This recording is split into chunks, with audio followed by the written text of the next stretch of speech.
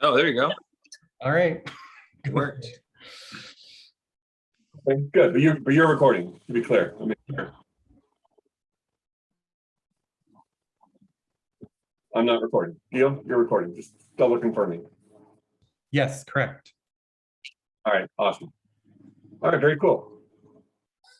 All right, Porter, well, this is a real pleasure to meet you and talk to you. Likewise, Adam. Nice to meet you. Talk about where you're at with everything, because it's an exciting month for you right now. You have a lot going on, obviously, after all this great new music's been unleashed on the world. Thank you. Unleashed. I like that. I'm on, like, I just finished a couple of weeks of rehearsals. It'll be my first time performing the new album like live in front of real people. I performed it live for like a quarantine concert for our Secret Sky series, which is like our online festival, a few months ago.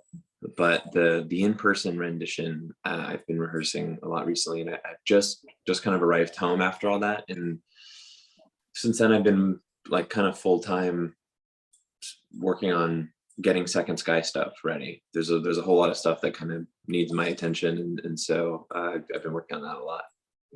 When you say a whole lot of stuff, you're not kidding.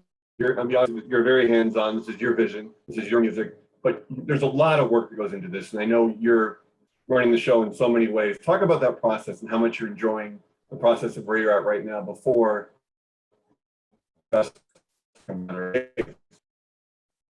Yeah, but just first, real quick, making sure is the connection okay? You had a quick connection buffer. Am I okay right? Yeah. Okay, cool. Yeah, if you can just talk about the process and where you're at right now with all of this. Yeah, absolutely. I'm just turning. Sorry, I just turned on Do Not Disturb really quick because I was getting notifications. Well, I mean, first, credit where credit's due. I mean, every single person on my team has been like no-lifing this. Like everyone's working. There's so many moving parts on all of it. So, like, you know, just like it's a full-time job for everyone here because like we're doing so many things. We have these art installations. We're figuring out COVID protocols. We have all these food collaborations, all these, there's so many things. And my participation is more like people hit me up and be like, what do you think about like this name for this food collaboration? And I'll come back with an idea. And there's been a whole lot of like creating other content that I can't quite talk about yet for the festival. But I mean, ultimately, I think my vision for Second Sky is I see it as like this. I see it it's sort of two things. One thing is that I always wanted Second Sky to be something that was like this place where all of my favorite music could exist in a live space. That's the most important thing to me because like, you know, I definitely have one foot in the electronic space and I think probably one foot in this like other space, maybe independent music. I'm not really sure what you would call it. But you know, Second Sky certainly isn't like an EDM party festival. It's like something else. There's a lot of, you know, like live music and song driven stuff. It's not really driven by party music. I wanted to create this place that was where you could both see, you know, someone like Cara Benito and then somebody like G Jones. G Jones is more in the electronic world, but it's really artistic. And KKB, they're like indie music for sure, but there's electronic elements. And I mean, the thing that ties it all together is I want it all to be my own favorite music in a place where all this stuff can coexist, right? And so, you know, one tradition that we have is that I always open the festival. I'm the first and last artist on because because we have a single stage. I really wanted to make sure that even the earliest artists on the lineup, a lot of whom I love just as much as the, you know, co-headliners, and I mean everyone's headlining, you know, but I wanted them to have as big of a crowd as anyone else.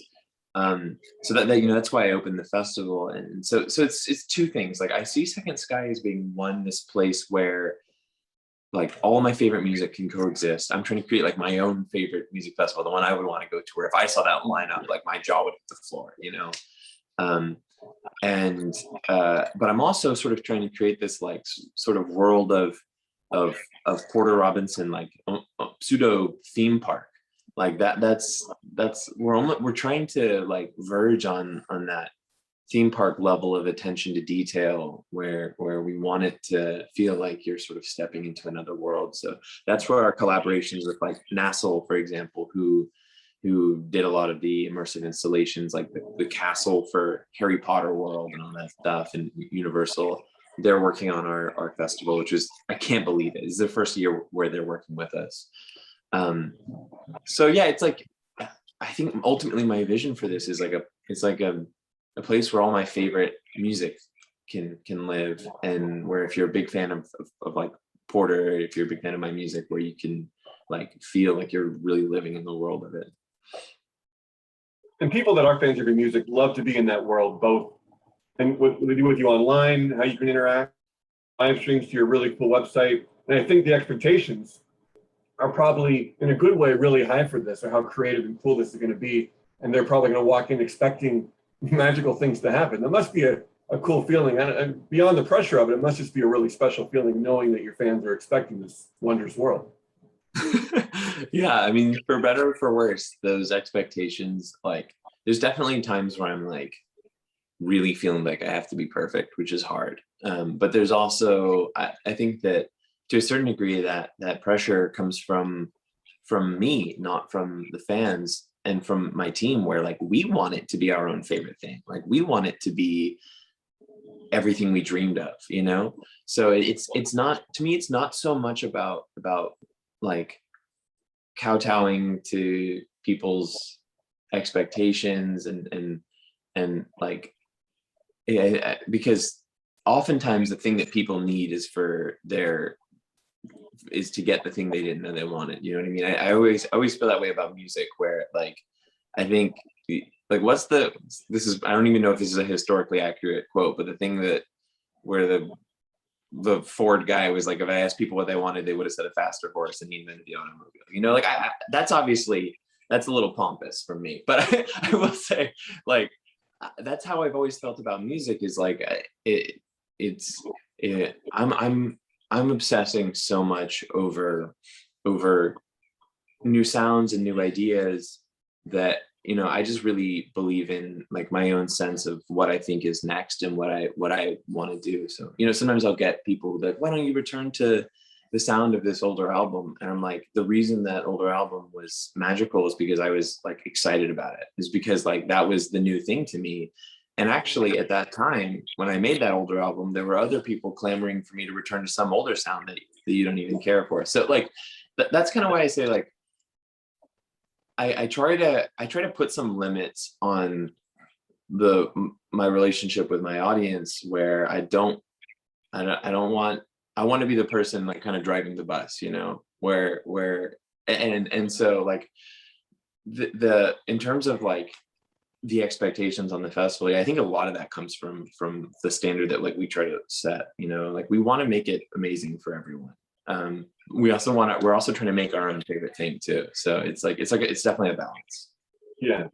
Well, at the heart of it, I mean, is this great new record with all this great new music.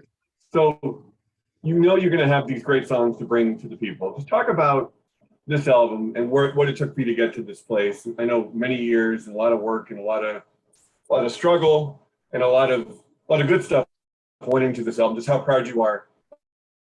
It's cool to see that. It's cool to see that in your room. I like that. Actually, my son's album. My son's a huge fan. So cool. A lot. And even the one main soundtrack artist home in spring and summer. Sure. Oh, please tell him I said thank you.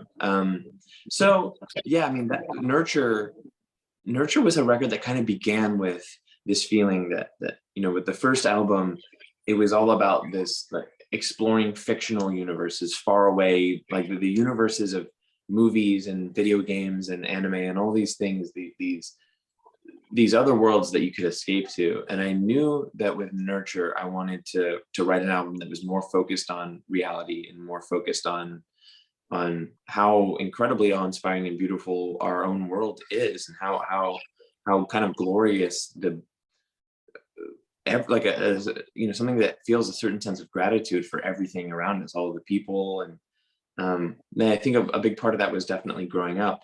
But there's another aspect to Nurture too, which was that I was incredibly creatively stuck going into it. And there was a long period where I didn't write any music at all, despite that being the only thing that I tried to do.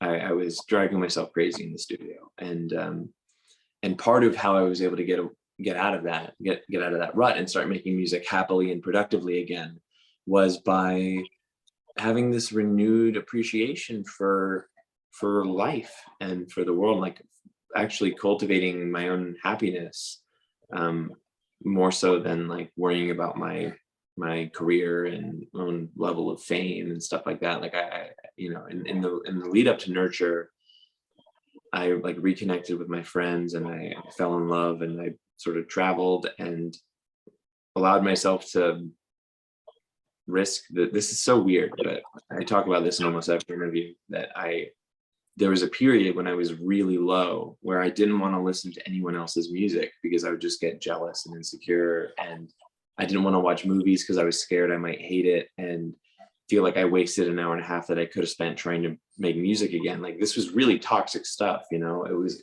really a bad mentality. And so just even being able to take that step of experiencing, you know, the incredibly life-giving art that exists out in the world for us to enjoy, you know, it's almost like I had to redefine my relationship with myself, because I thought that it was all about me, and I thought it was all about my own abilities. You know, I thought I had to be the one to produce this, and I thought it was irrelevant what was out there in the world, and it's just so not true. And it really, I had to gain the life experience of kind of recognizing my own insignificance and the incredible like beauty and glory of reality, and feeling a sense of gratitude for every day, and that was really the thing that enabled me to like be happy enough and well enough to even approach having a relationship with music again. And in the end, I'm so like proud of the record. Like, every once in a while, I don't listen to the full album often, but I'll do it every once in a while. Every once in a while, it just hits me, like the whole thing hits me all at once. So I'm like, I just realized how I thought this was impossible at one point, and I'll kind of I'll remember exactly how I felt when I was writing a certain line, or the breakthrough that came from when I was like pulling my hair out on this one chorus and then I got it. And like sometimes like it's, you know, I think it's just hard for anyone who's spent years on something to see it even at all objectively, you know. And every once in a while I get this glimpse of what I hope other people are seeing when they listen to it. And everyone's experience is different, obviously, but I'll get this glimpse of it and I'm like, damn, buddy, you did it. You know, that's how I feel. So and I'm incredibly excited to bring it to life. I've had a lot of time to like work on the live show and like put together some really cool ideas I spend a lot of time on visuals. I spend you know, me and a big team of people, we'll sort of bunker down in a house together for weeks at a time and just take each song and start editing and cutting together visuals to the music, to be like, oh, on this chorus, like it needs to look like this. And it's like my favorite part of the whole thing actually is going to the rehearsals and having this giant LED wall and seeing how all the stuff that we edited back at my house looks on the LED wall, and then making changes based on how it looks in person and all this stuff. That's my very favorite aspect of it. And so I feel like I've been like hoarding this music and hoarding this show in a cave, and I'm like about to emerge from this cave and share my creation with people on a purple pillow, like, oh, like that's how, I mean, I hope people think it's that great. I hope people think it's deserving of a beautiful velvet pillow. But that's how I feel. I know a lot of people do and will, so that's great. And just to go back to the record, and you don't need me to tell you this, but you've kind of created like such a beautiful genre unto yourself. I think it's just so unique what you do. If you could just kind of put the words, this kind of sound, you're probably already on, such a creative guy, you're probably already on to the next sound, you're already thinking beyond that. But what you created, I think, with this album is something so unique and so fresh and so new. How do you let yourself kind of take in and kind of have pride in that that you've accomplished? Well, thank you. I mean, I think, first of all, thank you so much. I'm really glad you like it. And I think these things always look a little different to the artist, you know, because I know exactly what all my influences were. And and you know, sometimes you want to guard those, sometimes you want to share them. But I think actually, like, everything that I've ever done that I think was any good came from like me loving something so hard, like loving someone else's work so much and trying to claim a little piece of it. But then that gets mixed up with this other thing that I love, and it's like 7 old ideas that all come into this one thing. I actually, so there's a song on the record called "Look at the Sky," and that song is very much about like appreciating reality and finding hope for the future and believing in yourself and all these things. But the music video actually sort of takes it in a different direction, because what happens in the video is you see all these ghosts all around me, and they're building a piano, and they're building a computer, and they're building a speaker, and they're building a synthesizer and an amp and all these other things. And as I'm sitting there working on the computer making the music, all the ghosts are looking over my shoulder. And I wanted that to be this like sort of development on the idea of I'm still here in the lyrics there, which is that, you know, when we're all gone, I think everybody contributes a little piece of something to culture for other people to sample from and take into their own worlds. Like to combat this idea that I'm an island and that artists are these individual geniuses that need to go into isolation and come out with their creation. It's really, my experience has not been like that. It's actually been, I feel like the real story is something much more collaborative, where we as artists, we find something and we really fall in love with it and cherish it and want to take part of it into our own world. And as you try to recreate whatever that thing may be, it gets filtered through your tastes and experiences and your habits and all these other things, and it comes out completely different. And so the point I'm making with the ghost is that, like, you know, when I sit down to make music, I didn't code the software running, you know, FL Studio. I would never have come up with the idea of a piano if I was in isolation. The idea of singing, I think if I was raised by wolves, I wouldn't have thought of, like, the idea of a major minor scale, chord progressions. Like, how the hell does a microchip work? I have no idea. It's everything that we do. We're so incredibly interreliant on other people's creations in these invisible ways.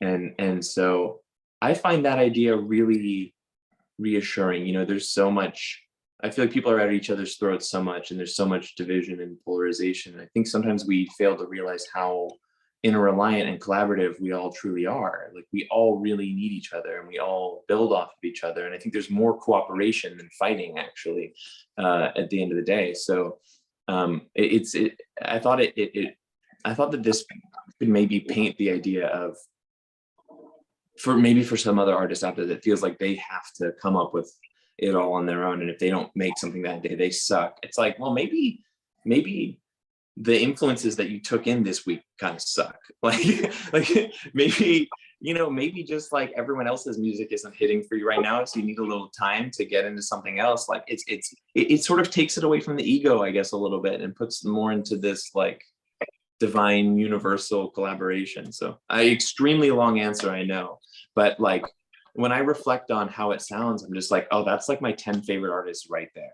And I'm happy that, like, there are definitely people out there that wouldn't like 9 out of those 10 artists, but like what I'm doing, and I can be in their 10 favorite artists, and then they'll synthesize that into something new, possibly, you know, like it's you know, when I step back and see the macro picture of creativity, it's something very cooperative, I think. How excited are you about this tour beyond Second Sky and what these other shows are going to be like?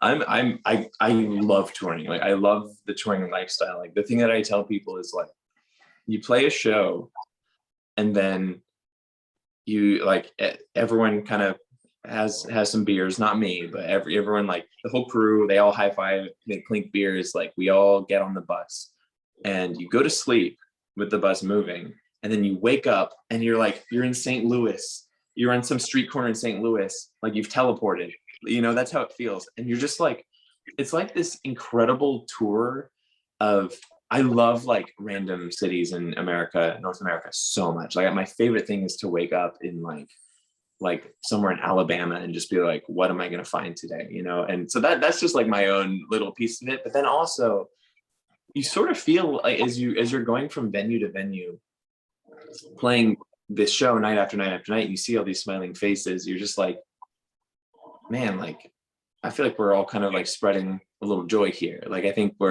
it's a really good feeling. Ultimately, it's an incredibly good feeling to play the show and share the music. And like, sometimes you'll see the same faces night to night to night, and you realize like there'll be some people that are going to like 8 shows in a row, and you'll see little groups of friends. And sometimes like, my favorite is sometimes I'll start a show and I'll look out and I'll feel like, this is more common at festivals, but I'll feel like, oh man, like, I feel like people really aren't like expecting what I'm doing here. Like, I think people like aren't getting it. And so then like my goal becomes to win people over.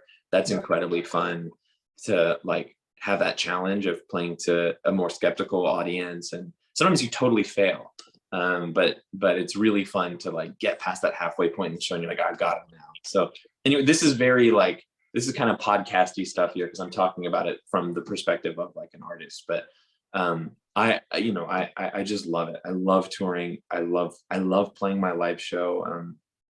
And like I said, you know, there's a lot of artists that I know. I have some artist friends who don't like playing live. They don't like performing. They would rather just make music all day, which I like making music. But for me, a song isn't really complete until I can kind of bask in it in a live setting. Like that's where it becomes real for me, is when I get to just like everywhere I look, the lighting, the video, the crowd, people singing it back, like that's for me the moment where it really becomes real. So I've almost felt like I've been in limbo for these past couple of years, like waiting to finalize these songs, you know?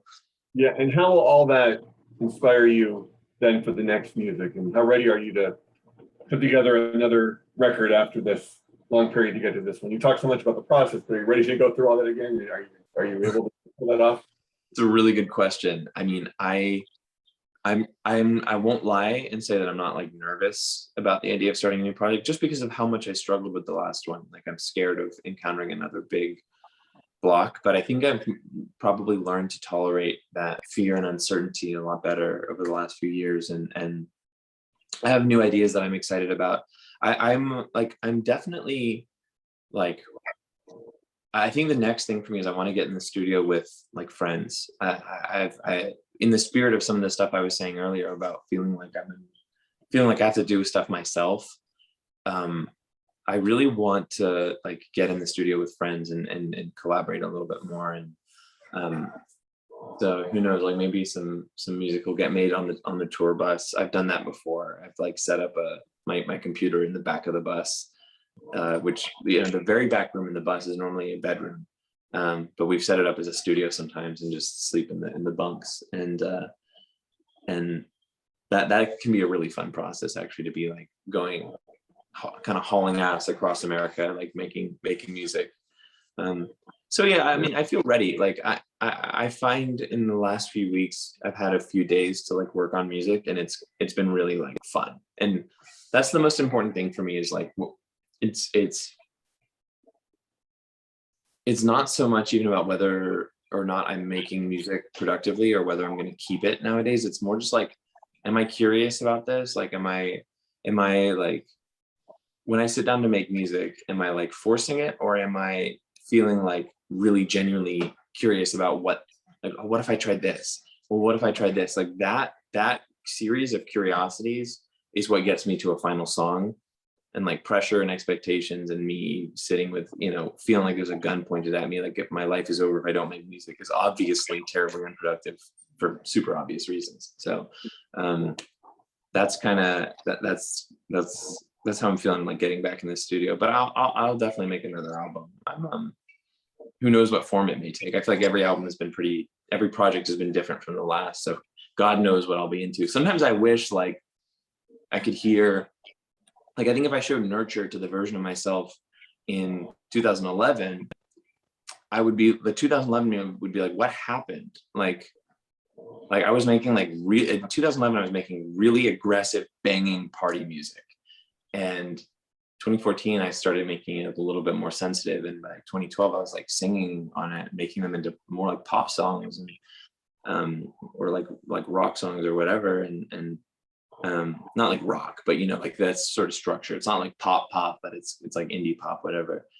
And I would just be like, what happened in this person's life over 10 years? So sometimes I wish like I could hear the music I'll be making 10 years from now, just to see what I'll be into. I think I would like it. I'm like, oh yeah, that makes sense. But I don't know. Yeah. Well, listen, no one's doing what you're doing. I think you're a creative, phenomenal artist, and I wish you lots of luck with this the festival and the tour. Thank you so much, Adam. I appreciate it, and please give your son my thanks. I'm really appreciative that you all listened to and enjoyed Nurture. It's like still crazy Yeah, for me to be in this house. it's such great stuff, and I it's not often that that my kids turn me on to stuff. This is what I do for a living.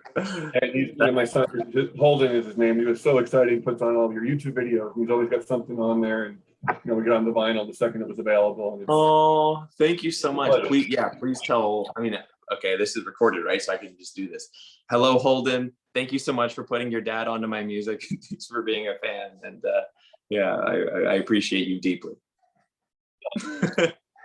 Thank you very much. Good luck with everything. Hopefully we'll see you on the road. All right. Thanks so much, Adam. Take care.